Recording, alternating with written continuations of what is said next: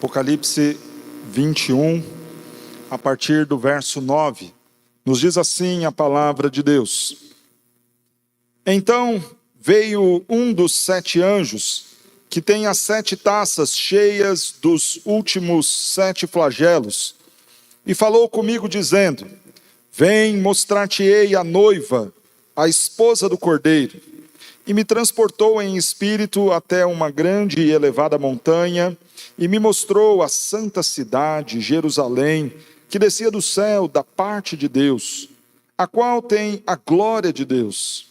O seu fulgor era semelhante a uma pedra preciosíssima, como pedra de jaspe cristalina. Tinha grande e alta muralha, 12 portas, e junto às portas 12 anjos, e sobre elas nomes inscritos, que são os nomes das 12 tribos dos filhos de Israel.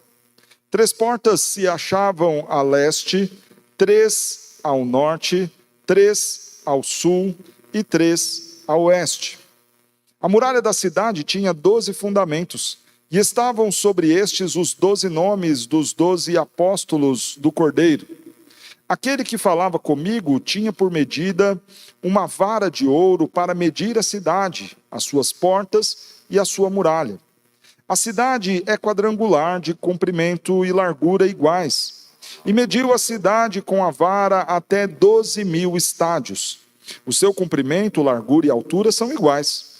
Mediu também a sua muralha 144 côvados, medida de homem, isto é, de anjo. A estrutura da muralha é de jaspe. Também a cidade é de ouro puro, semelhante a vidro límpido. Os fundamentos da muralha da cidade estão adornados de toda espécie de pedras preciosas. O primeiro fundamento é de jaspe, o segundo de safira, o terceiro de calcedônia, o quarto de esmeralda, o quinto de sardônio, o sexto de sárdio, o sétimo de crisólito, o oitavo de berilo, o nono de topázio, o 10º de crisópraso, o 1/10 de jacinto e o 12º de ametista. As 12 portas são 12 pérolas, e cada uma dessas portas de uma só pérola. A praça da cidade é de ouro puro, como vidro transparente. Nela não vi santuário, porque o seu santuário é o Senhor, o Deus Todo-Poderoso e o Cordeiro.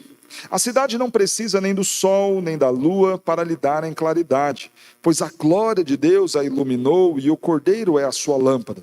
As nações andarão mediante a sua luz, e os reis da terra lhe trazem a sua glória. As suas portas nunca, jamais se fecharão de dia, porque nela não haverá noite. E lhe trarão a glória e a honra das nações. Nela nunca jamais penetrará coisa alguma contaminada, nem o que pratica abominação e mentira, mas somente os inscritos no livro da vida do Cordeiro. Então me mostrou o rio da água da vida, brilhante como cristal, que sai do trono de Deus e do Cordeiro. No meio da sua praça, de uma outra margem do rio, está a árvore da vida, que produz 12 frutos, dando o seu fruto de mês em mês. E as folhas da árvore são para a cura dos povos. Nunca mais haverá qualquer maldição. Nela estará o trono de Deus e do Cordeiro. Os seus servos o servirão, contemplarão a sua face, e na sua fronte está o nome dele. Então já não haverá noite, nem precisam eles de luz de candeia, nem da luz do sol, porque o Senhor Deus brilhará sobre eles e reinarão pelos séculos dos séculos. Irmãos, o Senhor Jesus curou um cego de uma forma um tanto quanto diferente. O evangelista Marcos registra que um cego procurou o Senhor. Então Jesus toma ali a saliva, passa-lhe nos olhos. Ele abre os olhos, mas não está vendo. Não está vendo perfeitamente. Ele vê como vultos. Diz o evangelista e registra que é como se ele estivesse vendo árvores andando. Então o Senhor Jesus, mais uma vez, repete o processo. E agora aquele homem abre os olhos e está vendo tudo com perfeição. O que teria acontecido? Seria aquele um dia em que talvez Jesus não estivesse tão disposto a fazer o bem? Ou seria um dia em que talvez o nosso Cristo estivesse tão cansado, ao ponto de não conseguir curar de uma só vez aquele homem? Ou talvez os pecados daquele homem fossem tão grandes que a cura administrada pelo Senhor Jesus não tivesse efeito imediato? Nenhuma dessas possibilidades que eu levantei são verdadeiras. Na verdade, o que o Senhor Jesus queria fazer naquele momento era mostrar a realidade da nossa vida espiritual. Sem Cristo nós estamos em completa cegueira. Não enxergamos, não entendemos. Com Cristo, no presente tempo, passamos a ver. Mas por conta do pecado, aquilo que enxergamos, não conseguimos discernir com plena clareza. Mas na glória futura, quando Cristo voltar, então enxergaremos com perfeição. Por que eu estou a usar deste relato bíblico do evangelista como introdução do nosso sermão? Para dizer que, sem Cristo Jesus, nada em relação àquilo que está reservado para os justos era possível ser compreendido pelo homem. Aqueles que não têm a Cristo não conseguem ter dimensão do que o Senhor está preparando para aqueles que nele creem. Se tivessem um entendimento, viveriam para a glória do Senhor. Se tivessem um entendimento daquilo que Deus tem preparado para os justos, estes homens de pronto abandonariam seus pecados, se renderiam a Cristo e deixariam qualquer tipo de glória, de prazer, de felicidade, de alegria que essa terra pode oferecer. Porque estes homens, na sua cegueira, veem na imoralidade sexual a fonte de prazer. Estes homens, na sua cegueira, veem nas riquezas deste mundo algo glorioso demais. Estes homens, em sua cegueira, veem na fama, no sucesso e no poder algum tipo de glória equivalente ao reinar com Cristo, mas eles não conhecem a verdadeira glória, não conhecem a verdadeira riqueza, não conhecem a verdadeira beleza, nem tampouco conhecem o verdadeiro prazer. Eles estão em plena cegueira. Meu desejo é que não tenhamos aqui nenhum destes em cegueira completa. Para nós, aqueles que já conheceram a Cristo, nos foi dado também a graça e o privilégio de começar a discernir algumas coisas através da ação do Espírito Santo em nós e da palavra revelada.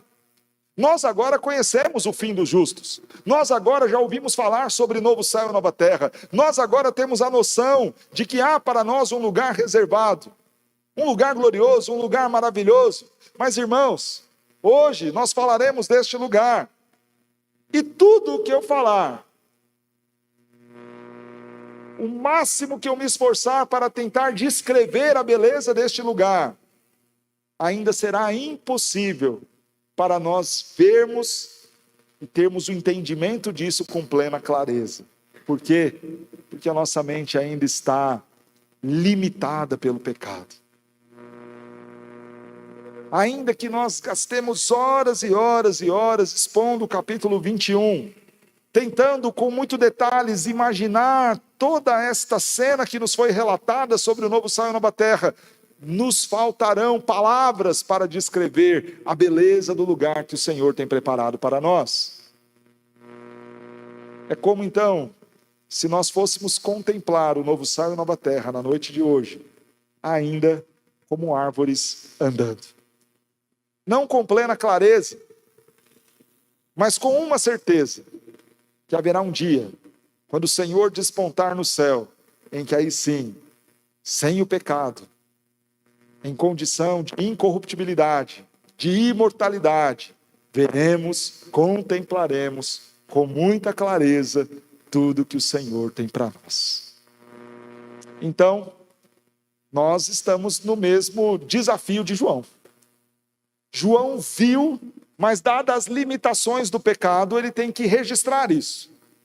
Nós estamos ouvindo João falar sobre o novo céu e a nova terra. E dadas as mesmas limitações causadas pelo pecado, também teremos dificuldade de entender isso com plenitude. E por que eu estou falando das dificuldades de João?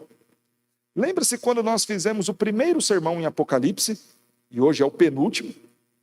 Naquele primeiro sermão nós falamos que um dos motivos de Apocalipse ser um texto tão repleto de símbolos, de figuras extraordinárias, de relatos fora daquilo que é o comum, se dá justamente pelo distanciamento cultural, pelo distanciamento das circunstâncias em relação ao que João vive e ao que João está vendo. Imagine então João ter que descrever coisas extraordinárias que ele está vendo em relação aos nossos dias. Imagine João tendo que descrever o que ele está vendo aqui. Crentes reunidos, com equipamentos, caixas de som, projetor, imagens aparecendo na tela. Só que ele está lá no primeiro século. Como descrever estas coisas ao falar da igreja dos nossos dias? Figuras de linguagem, é o que resta para ele. Há um distanciamento cultural, um distanciamento histórico gigantesco.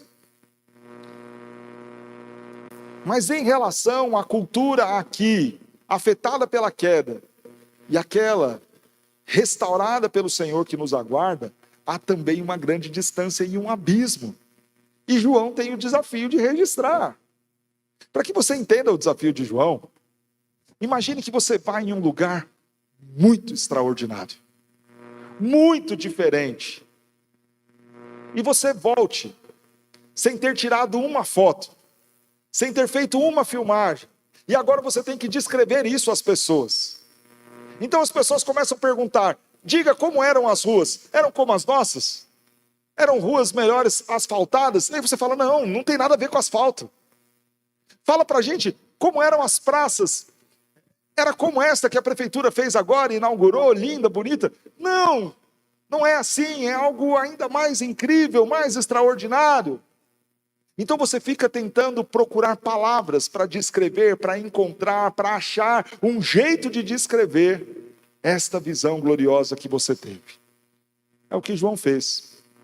E eu estou a dizer isto na introdução do nosso sermão, já te antecipando que algumas coisas do que João está retratando aqui não necessariamente podem ser vistas de forma literal. Mas precisamos entendê-las dentro dessas limitações temporais de João para relatar algo tão extraordinário que ele está vendo. Diferentemente de outros momentos em que eu prego, já com divisões pré-estabelecidas, dada a complexidade deste texto, e o quanto ele é uma descrição corrente daquilo que João está vendo, eu farei a exposição verso a verso, sem divisões no sermão, deixando para aplicar ao final. Vejamos então, verso a verso, o que o texto nos diz. Então veio um dos 7 anjos que tem as 7 taças cheias dos últimos 7 flagelos. Irmãos, alguém vai mostrar o novo céu e a nova terra para João. Nós já falamos aqui que o novo céu e a nova terra será esta terra restaurada. Já justificamos isso aqui, e se eu for repeti-lo, nós perderemos aqui um tempo precioso para expor o restante do texto. Então, se você tem dúvida, acesse lá o nosso canal e veja a nossa última exposição, onde eu justifico o porquê o novo céu e a nova terra será aqui, esta terra restaurada. Um anjo o leva para ter esta visão. É curioso, irmãos, porque este mesmo anjo apareceu anteriormente para João, no capítulo 17, convidando-o para ver outro lugar. No primeiro momento, este anjo leva João para ver a grande Babilônia e ver a grande meretriz. Mas agora, este anjo leva João para ver a Nova Jerusalém, a noiva de Cristo. Há um contraste sendo feito aqui, muito curioso. São as mensagens de esperança que Deus está dando para a sua igreja, de consolo e conforto que Ele está dando para a sua igreja. João, lembra que agora há pouco eu te mostrei os inimigos da igreja e te levei para contemplar a grande Babilônia, aquela cidade que iria perverter todas as nações, e te conduzi para ver aquela grande meretriz, que seria um agente de Satanás para causar danos aos homens e seduzir os homens. Pois bem, agora deixa eu te levar para um outro lado. Deixa eu te levar para ver a noiva de Cristo. Não uma prostituta enganadora e sedutora, mas a noiva do Senhor que foi moldada, adornada, purificada pelo próprio Cristo. Deixa eu te levar não para ver uma cidade que corrompe, mas uma cidade que é incorruptível. Deixa eu te levar agora para desfrutar da visão, do lugar que Deus tem preparado para o seu povo. É curioso aqui também, que ele tem 7 taças cheias dos últimos 7 flagelos. E a sequência do texto diz: vem, mostrar-te-ei a noiva, a esposa do Cordeiro, e me transportou em espírito até uma grande e elevada montanha, e me mostrou a santa cidade, Jerusalém, que descia do céu da parte de Deus. 2 coisas estão presentes aqui no texto. Uma, o juízo de Deus. As 7 taças, cheias dos flagelos, aqueles que foram derramados sobre os ímpios, símbolo da punição de Deus contra o malfeitor. É como se este anjo, depois de fazer o serviço, de julgar a terra e trazer o juízo de Deus sobre o mal, sobre o ímpio, sobre o injusto, ele agora mostra o outro lado do ato de justiça do Senhor.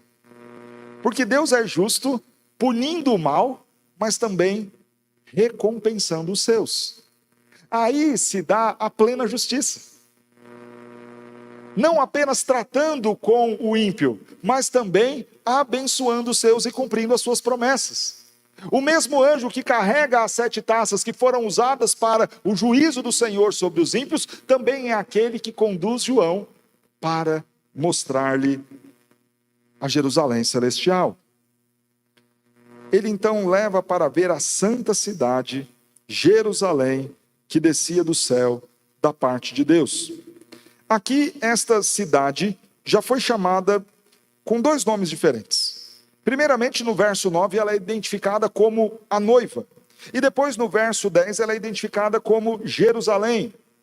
Curioso que, quando olhamos para a Escritura, este lugar onde nós viveremos, para todo sempre, é chamado com diversos nomes. Ele é chamado de noiva, Sião, cidade do Senhor, Jerusalém, cidade santa, cidade justa, cidade do grande rei, casa do Deus de Jacó, Jerusalém celestial, morada do Senhor. Todos estes nomes foram usados em momentos diferentes na Escritura para falar deste lugar onde nós viveremos para todo sempre. Quando nós lemos Isaías capítulo 35, verso 10, refere-se a este lugar onde viveremos chamando-o de Sião. Diz o texto: os resgatados do Senhor voltarão e virão a Sião com cânticos de júbilo, e deles fugirá a tristeza e o gemido.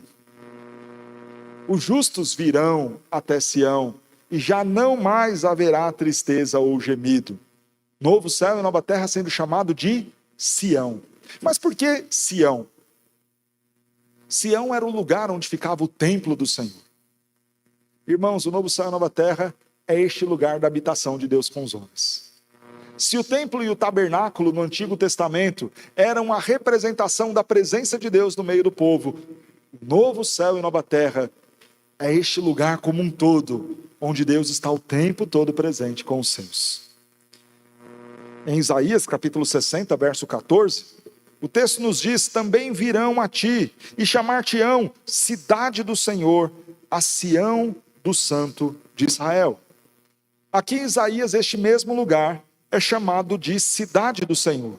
É a cidade do Senhor porque Ele está presente. É a cidade do Senhor porque foi a cidade que Ele fez. Ele foi para o céu preparar moradas para nós. É a cidade do Senhor porque Ele a sustenta com o seu poder. É a cidade do Senhor porque não há possibilidade de qualquer outro diferente dele reinar naquele lugar. Quando lemos Apocalipse 21, verso 2, capítulo que nós estamos expondo, vi também a cidade santa, a nova Jerusalém. Muito embora eu tenha dito que esta cidade é chamada com muitos nomes, este Nova Jerusalém, que é mencionado aqui no verso 2 do capítulo 21, e depois no verso de número 10, tem um significado muito importante. Quando nós pensamos em Jerusalém, nós estamos falando da capital da Terra Santa. A ideia é que a Nova Jerusalém esta cidade linda, ataviada, que João viu descer do céu, terá este mesmo peso e representação de capital do novo céu e nova terra. Quando nós falamos de Nova Jerusalém, não estamos falando de sinônimo de novo céu e nova terra. O novo céu e nova terra é toda esta terra restaurada. Mas a Nova Jerusalém, esta cidade santa, é uma parte deste novo céu e nova terra. Aquela que nós identificamos como sendo a capital deste novo mundo, deste mundo restaurado. Por isso chama-se Jerusalém. Tal qual era aquela cidade, também será a futura. Esta cidade será o lugar onde o rei está. Tal qual Jerusalém no passado, também no futuro. O povo de Deus habitando toda a terra. Mas um lugar nesta terra, a Nova Jerusalém, a cidade santa, a noiva do Senhor, onde especialmente ele habita e de lá ele reina, e ali está o trono da justiça do Senhor, a capital deste novo império. Nós temos também esta cidade sendo chamada de noiva no versículo de número 9. E é curioso isso, porque a mesma forma como o Senhor chama a sua igreja de sua noiva, chama também a cidade de sua noiva.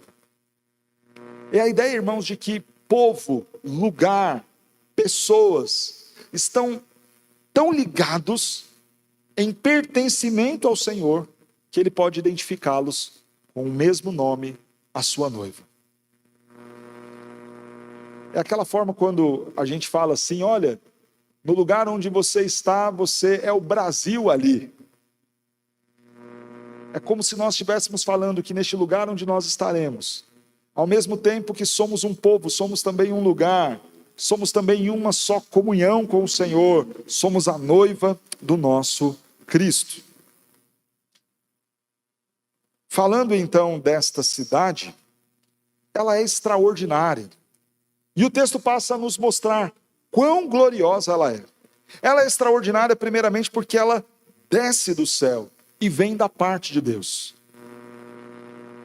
Esta cidade está sendo preparada pelo Senhor.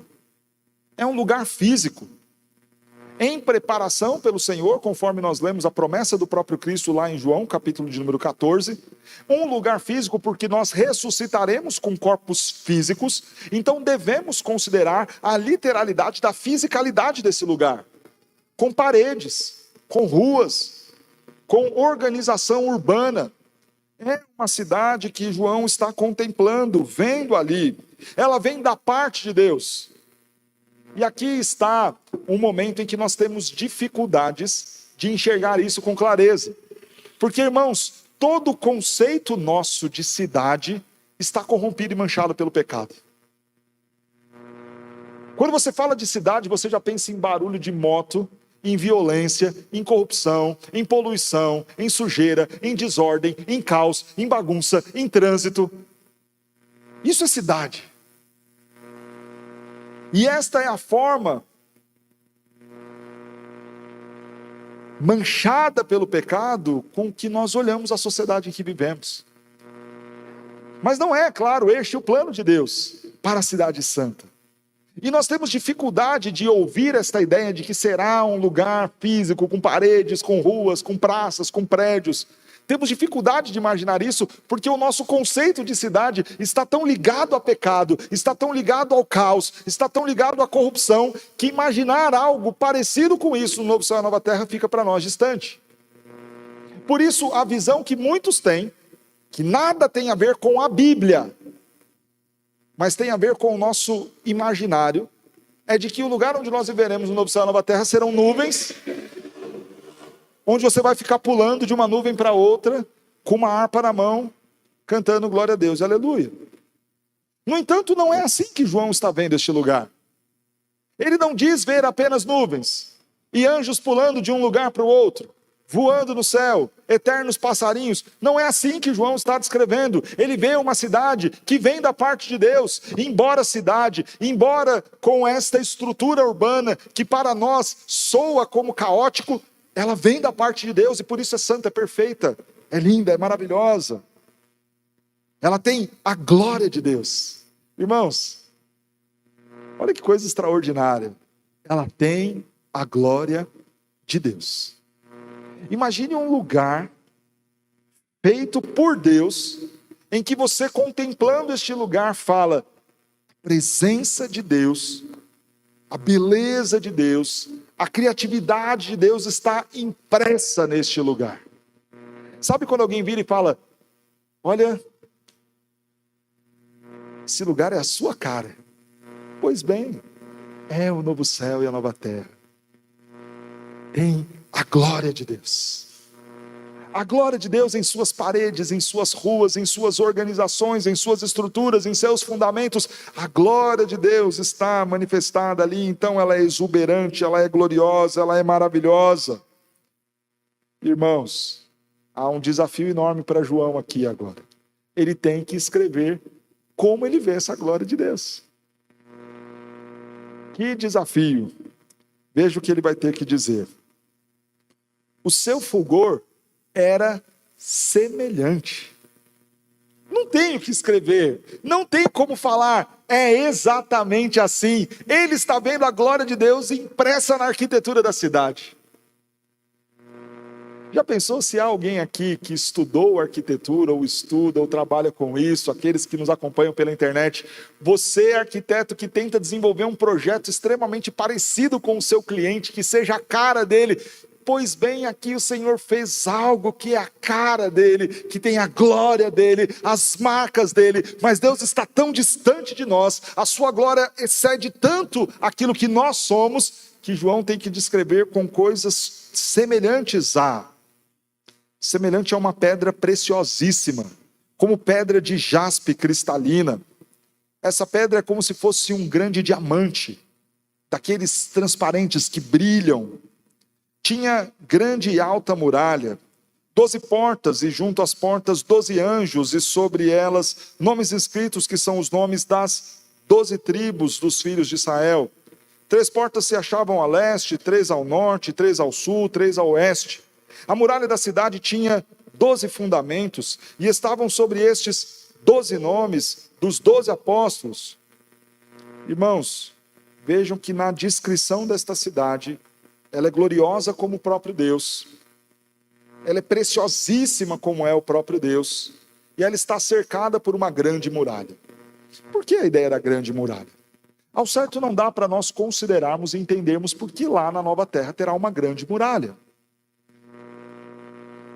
No entanto, nos parece que isso tem muito a ver com o aspecto de uma beleza de estrutura mesmo, de um projeto pensado pelo Senhor, onde estes muros trazem beleza ao conjunto da cidade. É como se esses muros incorporassem o todo deste lugar que Deus está preparando. Ao mesmo tempo, é um símbolo de que ali há plena segurança. Há portas ali. Essas portas carregam consigo o nome das tribos. E isso já era uma realidade na Jerusalém antiga. No entanto, na Jerusalém antiga você tinha apenas 4 portas, uma para cada lado. Aqui são 3 portas. São 12 portas, 3 para cada lado. O que mostra que o fluxo, entrada, saída de pessoas, é uma cidade aberta para receber o povo de Deus. Embora com as muralhas, extremamente acessível para aqueles que entram mediante Jesus, que é a porta por onde as suas ovelhas adentram aos céus. Mas é algo curioso aqui. Se você percebeu na leitura que fiz, dos versos 12, 13 e 14, eu dei muita ênfase ao número 12. Esse número se repete 1, 2, 3, 4, 5, 6, 7, 8 vezes. 12 anjos, 12 portas, 12 nomes. E nós já vimos aqui que o 12 representa em Apocalipse o povo de Deus. Há uma certeza sendo nos dada aqui em relação a esta cidade. Esta cidade é aquela preparada para o povo de Deus. É o nosso lugar. Há uma certeza sendo informada, gritada, dita aqui, através desse número que se repete. há espaço para todo o povo de Deus. Haverá reunião de todo o povo de Deus. Haverá aceitação de todo o povo de Deus. Então, uma certeza nós temos: aqueles que creram em Cristo estarão lá e têm o seu lugar assegurado pelo Senhor ali. Esta é uma convicção que nós podemos ter, porque é a cidade feita para o povo de Deus, para o encontro do noivo com a sua noiva. A muralha da cidade tinha 12 fundamentos, e estavam sobre estes os 12 nomes dos 12 apóstolos do Cordeiro. Veja que nós temos toda a estrutura do povo de Deus, descrita aqui nesta muralha, em suas portas e em seu fundamento. Os crentes do passado, da antiga aliança, os crentes da nova aliança, do tempo da igreja, na representação da figura dos apóstolos, todo o povo do Senhor reunido, os nossos irmãos do passado e nós também da igreja. Aquele que falava comigo tinha por medida uma vara de ouro, para medir a cidade, as suas portas e a sua muralha. A cidade é quadrangular, de comprimento e largura iguais, e mediu a cidade com vara até 12.000 estádios. O seu comprimento, largura e altura são iguais. Aqui há um paralelo com o texto lá de Ezequiel, capítulo de número 48, onde esta mesma ideia da medição da cidade é feita. Também Zacarias, no capítulo 6, faz a mesma medição da cidade. E é curioso que os números serão dados aqui. E vai nos dizer o verso de número 17, que ele mediu a sua muralha 144 côvados, medida de homem, isto é, medida de anjo. É interessante o que o texto vai falar aqui ao entregar as medidas, dizendo que é medida de homem e medida de anjo. Aqueles que querem espiritualizar a coisa, dizendo que não, é um sentido espiritual. Ele fala, não, os homens medem, se os anjos forem medir, é a mesma medida. É a medida para os anjos, tal qual é a medida para os homens. E qual é o tamanho desta cidade? O texto vai dizer que ela é como se fosse um grande cubo, uma ideia quadrangular. É um cubo de 2.300 quilômetros aproximadamente, o número que representa 12.000 estádios. Você pensar em 2.300 quilômetros é relativamente pequeno, aceitável, dentro de uma proporção comum a uma nação. O nosso litoral, a nossa faixa litorânea, extrapola os 2.300 quilômetros, facilmente. O problema maior pega quando você considera a altura. Porque você pensar largura, comprimento em 2.300 quilômetros, você está falando de um Brasil quadradinho. Ok, dá para encaixar essa medida e considerar um lugar completamente habitável com essas medidas. Não há nada de tão fora de uma realidade, principalmente quando você pensa que é um lugar de toda a terra restaurada. O problema está quando você considera 2.300 quilômetros de altura, o que seria impossível. O que nos faz acreditar que está sendo dito aqui? Ao apontar para essa ideia do que é um cubo quadrangular, isso nos faz lembrar a forma como era os Santos dos Santos. Quando lemos o texto do primeiro livro dos Reis, capítulo 6, verso 20, nós vemos ali as medidas do Santo dos Santos no templo do Senhor. Esse tinha 20 côvados, e era um cubo, 20 de largura, 20 de profundidade e 20 de altura. 20 côvados, que são 9 metros. Então pensa uma grande caixa. Quanto tem de altura? 9 metros, e de largura 9 metros, e de profundidade 9 metros. Assim era o Santos dos Santos. Mas qual é a diferença do Santos dos Santos para esta cidade? O Santos dos Santos era um lugar que apenas uma pessoa podia entrar para ter relacionamento com Deus. Aqui na Nova Terra é como se todo o espaço onde esta cidade está e este povo está, de portas abertas, tem o mesmo formato, a mesma dimensão, para o mesmo relacionamento, mas não mais para uma pessoa, mas para todo o povo de Deus. Porque ali é o lugar de relacionamento estreito com o Senhor. É como se esta cidade fosse um grande santo dos santos. Mas quem pode entrar? Apenas o sacerdote? Não, eu e você podemos entrar. As portas estão abertas, e são 12, descritas em 12 figuras, o tempo todo com o número 12 para mostrar que todo o povo de Deus pode. Só os pastores? Não, pastores podem, missionários podem, membros da igreja podem, batistas podem, presbiterianos podem, ricos crentes podem, pobres que são crentes podem também, todos podem entrar na presença do Senhor, para a comunhão com o Senhor, nos santos dos santos, reservado por Ele em grande, larga escala e proporção.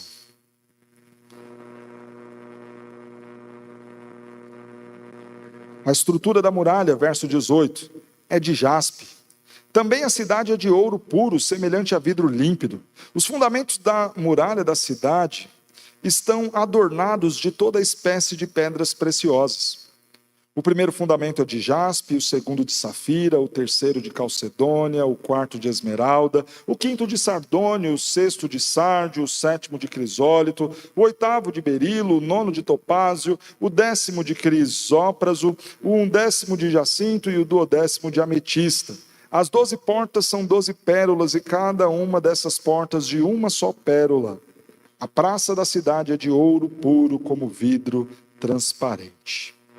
Do verso 18 até o verso 21, nós temos toda a preciosidade da cidade.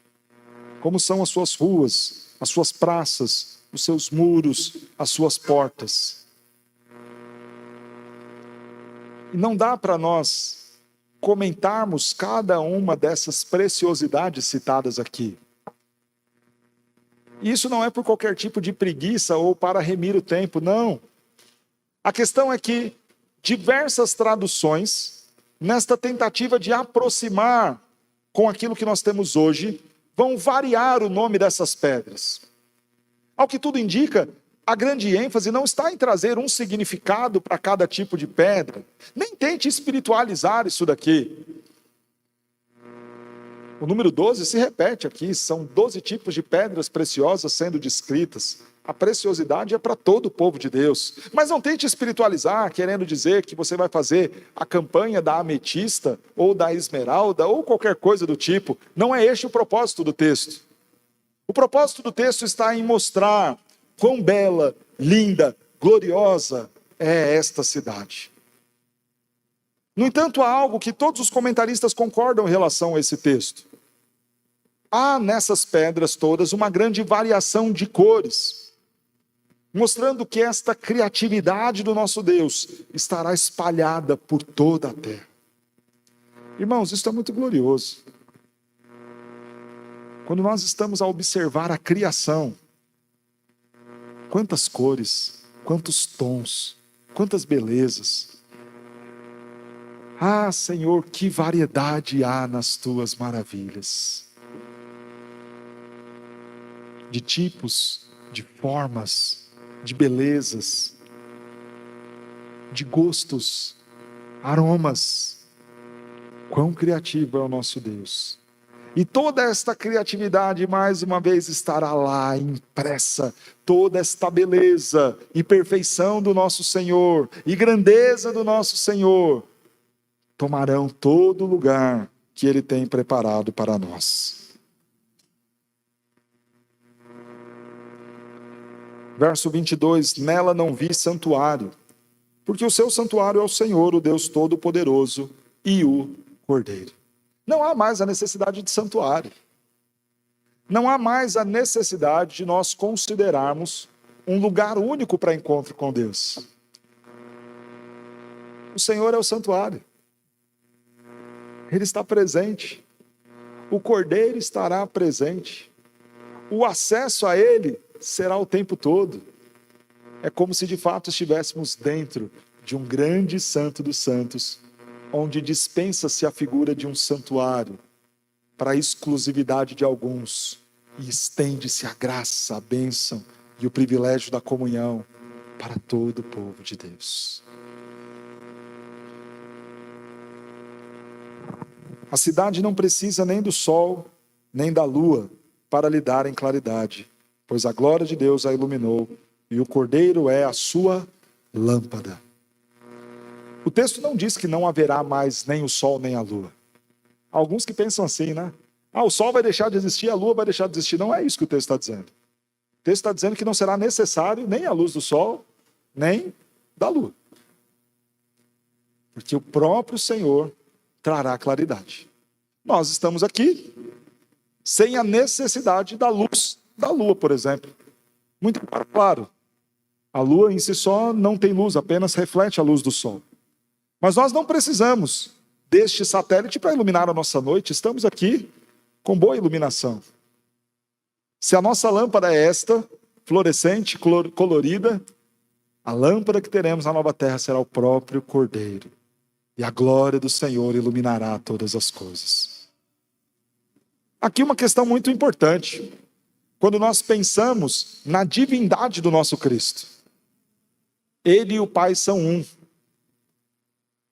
De forma que a luz que brilha e traz a claridade para toda a Nova Jerusalém, ela vem de Deus.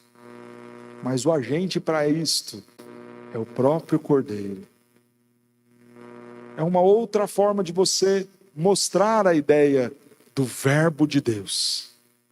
Mas como eu consigo entender a ação de Deus? Através do Filho. Mas como eu vou conseguir ver a Deus? Através do Filho. Mas como eu vou conseguir me relacionar com Deus? Através do Filho. O Filho é Deus. E a nossa relação com o Pai se estabelecerá por meio do Filho. Ele é o nosso mediador na cruz. Ele é o nosso mediador e intercessor junto ao Pai hoje. Ele continuará a ser o nosso mediador no futuro, sendo o meio pelo qual nos relacionaremos com a Trindade. As nações andarão mediante a sua luz, e os reis da terra lhe trazem a sua glória. Veja que esta luz que brilha é uma realidade exclusiva da nova terra. As outras partes deste mundo, exclusiva da Nova Jerusalém. As outras partes do novo céu e nova terra poderão contemplar, ver, serem guiados e orientados, talvez geograficamente a partir disso. Para estas outras partes da terra em que viveremos, sol e lua continuarão sendo necessários e a beleza destes astros serão também presentes. Mas há algo lindo que o texto vai nos mostrar aqui. Há nações. E aqui há mais uma dessas manchas do pecado. Irmãos, o pecado afeta tanto a nossa percepção de vida em sociedade, que para nós é estranho imaginar povos diferentes, estes povos que nós temos aqui, lá na Nova Terra. Porque todas as vezes que nós pensamos em culturas diferentes, indianos, com brasileiros, com chineses, com americanos, com alemães, cores diferentes de pele, características físicas diferentes, olhos um pouco mais puxados ou não, peles mais escuras ou não, cabelos mais lisos ou não. Quando nós imaginamos tudo isso, infelizmente, junto com o nosso pensamento, vem tudo aquilo que, tristemente, precisamos conviver, que é o racismo, o preconceito, e as muitas formas como o pecado afeta a nossa maneira de ver a beleza nas muitas nações, raças, povos, tribos e línguas que o Senhor fez. Ao ponto de nós não conseguirmos imaginar que esta bela variedade será uma realidade na nova terra. Então alguns vão pintar o quadro em que todo mundo é branco com cabelo loiro e olho azul na nova terra. Ou todos são negros na nova terra. Ou todos são asiáticos na nova terra. E aí vai depender do gosto de quem está pintando o quadro. Fato é, irmãos, que as nações estarão lá. E a ideia de nações aqui está representada nesta bela variedade da múltipla forma que Deus nos fez. E isso é belo, porque há a beleza do povo asiático, mas há a beleza também do povo nórdico, há a beleza do povo africano, há a beleza do povo latino-americano, há a beleza de cabelos lisos e enrolados, peles claras, brancas ou escuras, há a beleza de tudo isso, desta linda forma como Deus fez o homem à sua imagem e semelhança. E lá essas nações estarão presentes. Eu sei que enxergar isto é difícil. Vemos apenas como árvores que andam. Mas isso é por conta do pecado.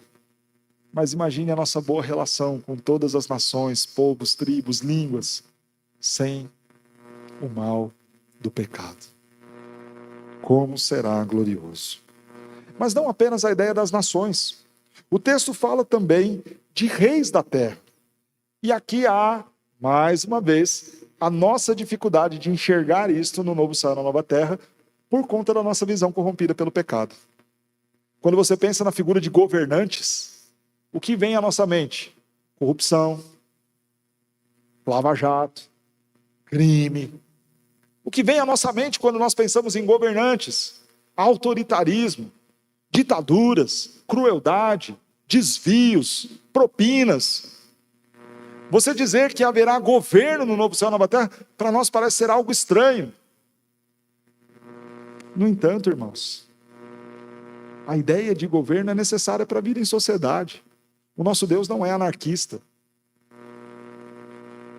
O nosso Deus é um Deus de ordem e decência. E num lugar onde nós viveremos em multidões e milhares, haverá uma necessidade de organização. Organização porque serão pecadores fazendo o mal, sendo necessário criar leis para evitar crimes? Não, claro que não. Mas o simples fato de você conseguir colocar uma coisa atrás da outra na ordem certa, no dia certo, do jeito certo, para servir a todos. Eu sei que é difícil pensar isso, porque até mesmo o nosso conceito de organizar as coisas envolve o quanto o pecado afeta isso. Mas o texto também, neste pequeno verso, vai nos dizer que também haverá produção e trabalho. Os reis destas nações levam as suas glórias para a Nova Jerusalém. As nações continuam produzindo coisas gloriosas, extraordinárias. A produção, desenvolvimento tecnológico, desenvolvimento de ferramentas e de tantas outras coisas que serão necessárias para esta vida em sociedade de milhões de pessoas. E mais uma vez, todas as vezes que nós falamos isso, parece ser algo absurdo demais, embora esteja claro no texto. E embora até por uma questão muito lógica, seja impossível nos desviar disso.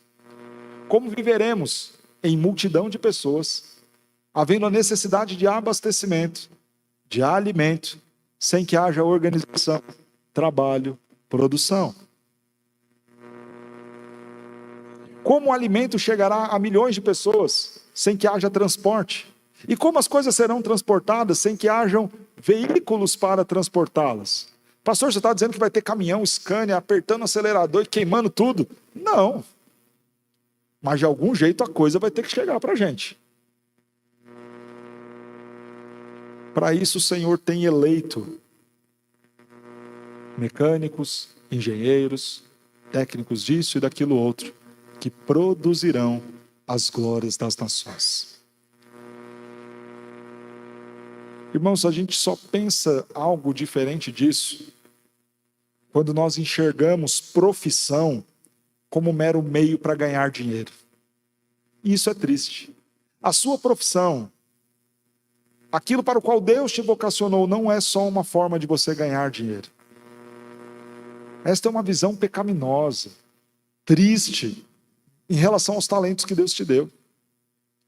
Deus nos vocacionou para trabalharmos para Ele de forma santa, bela, linda, aplicando todos os recursos aplicando todos os talentos para a glória dele. E quando nós temos a dimensão do quanto isso será belo, nós conseguiremos facilmente entender que produziremos as muitas glórias das nossas nações e as apresentaremos para a glória de Deus e para servir o nosso irmão. As suas portas nunca jamais se fecharão de dia, porque nela não haverá noite. E lhe trarão a glória e a honra das nações. Nela nunca jamais penetrará coisa alguma contaminada, nem o que pratica abominação e mentira, mas somente os inscritos no livro da vida do Cordeiro. Haverá produção, mas o texto reafirma, sem qualquer tipo de maldade, sem qualquer tipo de pecado. Lhe trarão a glória e a honra das nações, mas nunca vai penetrar qualquer coisa contaminada lá. Jamais. Nem tampouco aqueles que pecam, estes agora já estão julgados pelo Senhor. Então me mostrou o rio da água da vida, brilhante como cristal que sai do trono de Deus e do Cordeiro. No meio da sua praça, de uma e outra margem do rio, está a árvore da vida. Então nesta cidade, corta ela de fora a fora um grande rio. E a árvore da vida é tão grande que os seus ramos e a sua raiz se estende de uma ponta a outra do rio, de uma margem a outra, e segue o rio.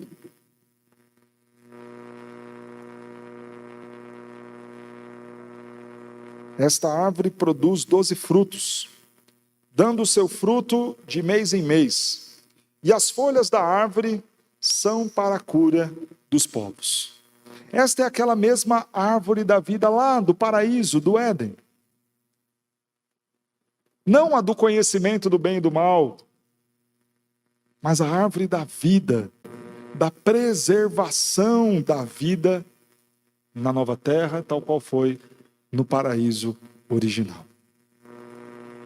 Mas o texto coloca uma expressão aqui que não dá para os dela. O texto diz que as folhas desta árvore serão cura para os povos. Ora, pastor, serão curados do quê? Se não haverá mais enfermidade, se não haverá mais dor, se não haverá mais morte. Para que servirão as folhas desta árvore? Curarão quem e o quê? Irmãos, não haverá na nova terra qualquer maldição. E o texto vai nos dizer no verso 3, nunca mais haverá qualquer maldição. Enfermidades, feridas, chagas, advindas da punição pelo pecado, da maldição do pecado, essas não existirão mais. No entanto, a condição de finitude do homem continua. Continuaremos a ser seres finitos. Pastor, você está dizendo que nós vamos perecer e morrer? Não. Mas nós não temos vida em nós mesmos. Por isso vamos precisar nos alimentar. Pastor, eu acho que a gente não vai comer não, que o senhor está falando uma grande besteira. Ah, é? Se você acha que a gente não vai comer, que a gente não vai precisar dormir, e que a gente não vai precisar trabalhar, então tem um problema muito sério no seu pensamento. Você está dizendo que o homem vai se bastar sem qualquer coisa externa. E o único que é autoexistente, autossustentável e plenamente perene, quem é? Deus. Só Deus tem vida em si mesmo. Só Deus existe por si só, sem depender de nada. Você acredita que o homem vai ser assim? Você acredita que o homem vai se igualar a Deus? De forma alguma.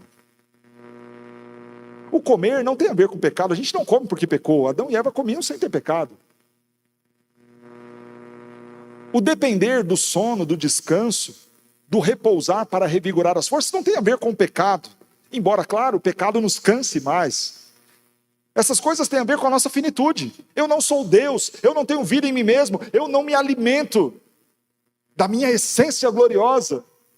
Eu sou um ser totalmente dependente. Se lhes dou a respiração, eles respiram e vivem. Se estendo as mãos, eles se alimentam. Se eu lhes corto a respiração, eles morrem. É assim que diz o Salmo 104. Porque nós somos totalmente dependentes do Senhor. Essas folhas servirão para a cura de situações ligadas à finitude humana. Deixe-me explicar isso de forma mais prática. Eu estico meu braço, eu alcanço aquela televisão? Claro que não. E se eu tentar fazer isso exaustivamente, o que vai acontecer com os meus músculos? Vão distender em algum momento. Isso tem a ver com o pecado? Claro que não.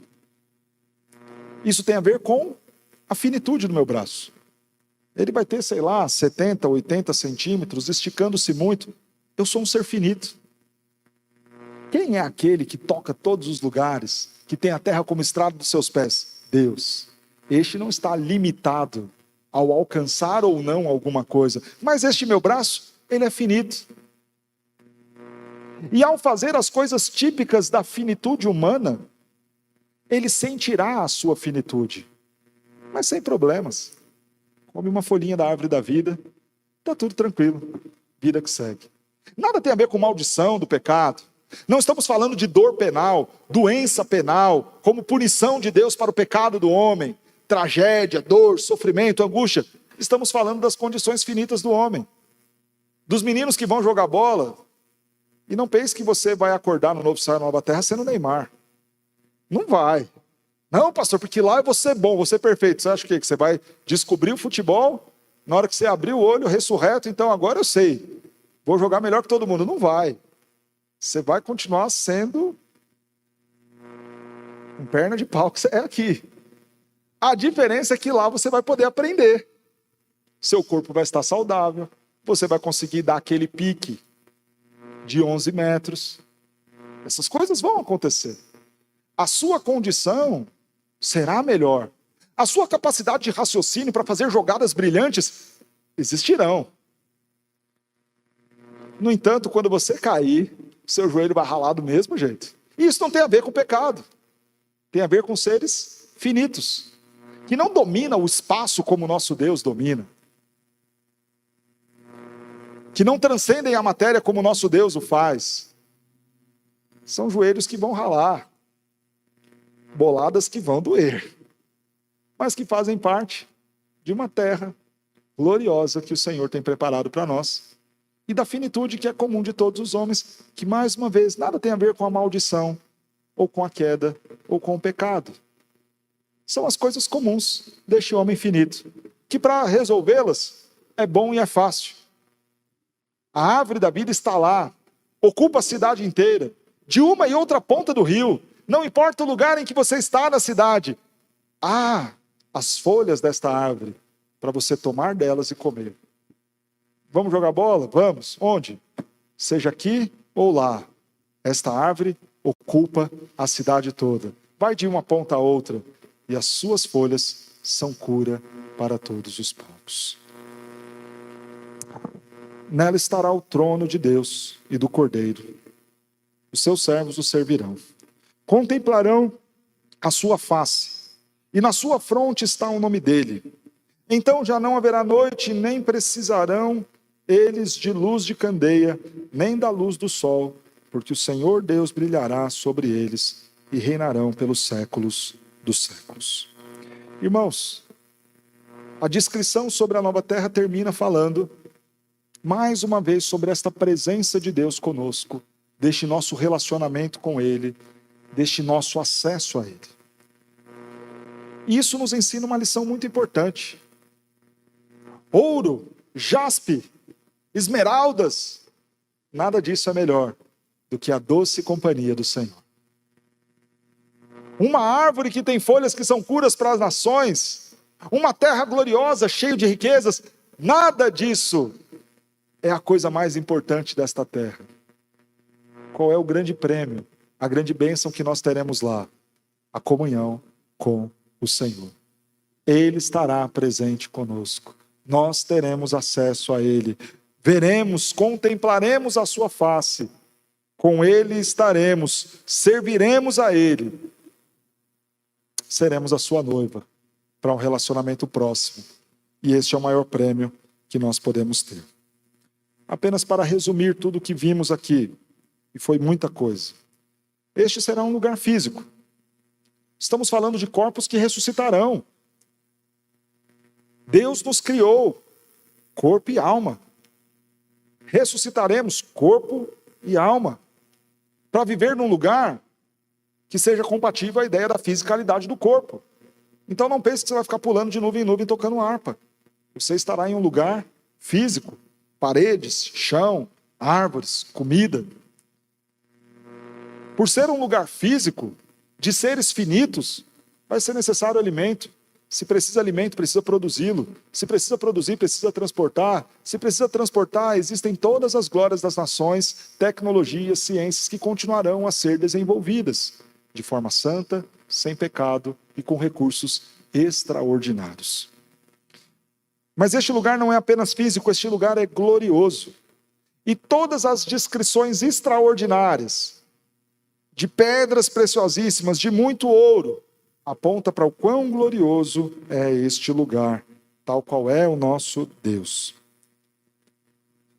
Este lugar é de íntima e perene comunhão com o Senhor. É como o Santo dos Santos. É a capital onde o Rei está presente. É o lugar onde nós estaremos com o Senhor para todos sempre. Por fim, este lugar é santo, sem pecado. Lá não existirá maldição. Lá não entrará nem a mentira, nem a corrupção, nem coisa alguma contaminada. Aplicações para as nossas vidas e nós encerramos. Primeiro, irmãos, diante do que nós ouvimos sobre o que nos aguarda, pare de desejar apenas as coisas terrenas. Pare de viver este mundo e este momento como se toda a sua riqueza estivesse aqui. Como se tudo que você tem para conquistar, você tivesse de conquistar aqui. Algo muito curioso. Deus não nos desestimula a acumular tesouros. Ele só nos manda acumular no lugar certo.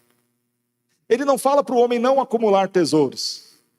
Ele fala para não acumular no lugar errado, aqui nessa terra. Você pode acumular riquezas e tesouros, mas lá, no novo céu e nova terra. Não viva toda a sua vida, toda a sua energia, toda a sua sabedoria para este tempo, para os ganhos deste mundo. Pense nas coisas lá do alto. Segunda aplicação para as nossas vidas. Seja consolado por esta certeza de que Deus tem preparado para nós coisa melhor. Às vezes você vai estar num trabalho e a coisa não vai estar bem lá. Nessa hora você lembra. Vai ter um dia que eu vou levar as glórias da minha produção da melhor forma possível. E eu vou trabalhar no novo céu e nova terra. E o meu chefe vai ser o Senhor. E eu serei seu servo. Servirei a Ele. Ele não vai ser injusto. Ele não vai ser carrasco. Não vai ter ninguém me amolando. Vai ser uma grande bênção. Para de reclamar da sua saúde. Lembre-se. Seja consolado pela ideia de que você não mais será afetado por enfermidade nenhuma. E ainda nas limitações humanas haverá para você as folhas da árvore que são cura para os povos. Seja consolado com a realidade daquilo que te aguarda. Terceira aplicação para as nossas vidas. Proclame o Evangelho de Cristo Jesus. Jesus é o único jeito de você entrar nesse lugar. De estar nele. Então anuncie deste lugar para tantas pessoas quantas você puder. Do contrário, elas não estarão lá. Anuncie Cristo Jesus. E eu termino o sermão perguntando a você. Você está dentro ou fora deste lugar? Há neste lugar 12 portas abertas, escancaradas, nunca se fecharão. Só entrará lá aqueles que tiverem com o nome escrito no livro da vida do Cordeiro. De fora ficarão toda coisa contaminada, toda mentira, todo engano e todo aquele que não se rendeu ao Senhor. A pergunta é, já garantiu sua passagem para o novo céu e para a nova terra? Já garantiu o seu lugar neste nesta cidade gloriosa? Se não, lembre-se que você não vai conseguir comprar isso com dinheiro. Lembre-se que de última hora você não vai ter um esqueminha de alguém que vai te colocar lá dentro, não. Só Jesus te dá acesso ao novo céu e nova terra. Confesse os seus pecados ao Senhor. Arrependa-se do seu pecado. Creia em Cristo Jesus. E então você vai desfrutar desse lugar. Do contrário, você vai ficar a eternidade inteira no inferno. Mas por que só Jesus me leva para esse lugar?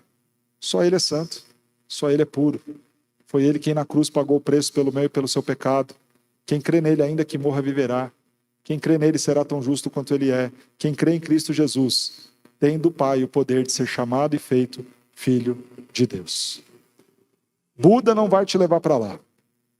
Maomé não vai te levar para lá. Maria vai estar lá, mas não vai te levar para lá. A igreja presbiteriana também não te leva. E o seu pai crente também não consegue te arrastar. Creia em Cristo Jesus para estar nesse lugar. Vamos colocar em pé? Vamos orar encerrando o culto ao Senhor. Santo Deus, nós louvamos e bendizemos a Ti pelo privilégio que temos de ouvir desta bênção do lar que nos espera, que nos aguarda. Se alguém aqui, Senhor, que ainda não tem a certeza de que estará lá, que o Senhor possa convencê-lo, que o Senhor possa dar a este a garantia em Cristo Jesus de estar na nova terra. Abençoe-nos, ó Pai. Cuida do teu povo. Desperta-nos a proclamar o Evangelho, a parar de reclamar e murmurar, mas olharmos para o lugar que nos aguarda. É o que pedimos em nome de Cristo Jesus. Amém.